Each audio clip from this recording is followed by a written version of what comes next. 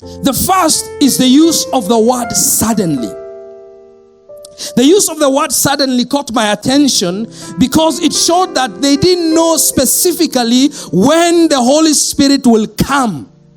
That's why it just happened suddenly. No one knew when and at what point. So there was no need to do anything. All they needed to do was to prepare every day with anticipation, positive anticipation, a continuous expectation that God is faithful to fulfill His promise. They wake up in the morning and they say to themselves, this is the day God will fulfill His promise. And they go on to do their business with that mind, with that expectation that this might be that day. This might be that day. Those days there were no like revival meetings. Have you ever attended a revival meeting where they've said, now we've set two days, this is the day the Spirit will come? No, there was no revival meetings. No one knew when the Spirit will come. God had promised them that the Spirit will come sometime, it will show up. The same today, we don't know when Jesus will show up. He said, I'm coming soon. Okay? I'm coming soon. And it's not like the soon of your favorite movie that says the next one is coming soon.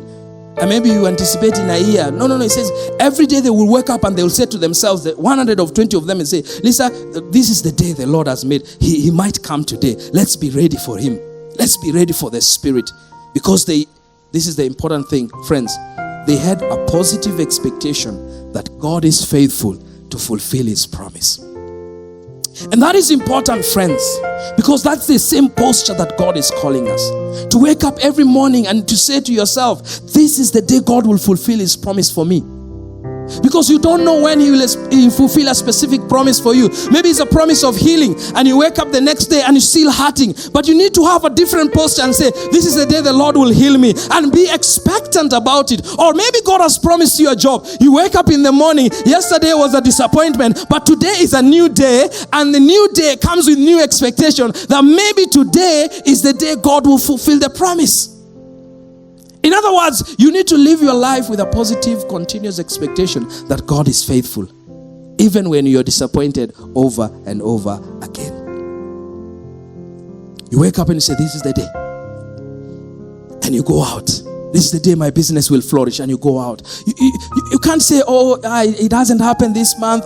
I think now this is not my year. Maybe next year is my year. No. You wake up the next day. God can do things suddenly. And He can show up suddenly. And that's exactly what happened that day. They were not sitting and saying, man, guys, we need to do a revival for the Spirit. No. Every day they will wake up, they say, Jesus said He will send the Spirit. I believe in Him. I trust Him. Today might be that day. And you live with a constant, continuous expectation.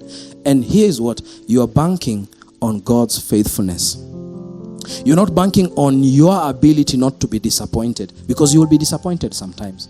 But you're banking on Him. Even though I'm disappointed several times before, this might be that day that suddenly my life changes.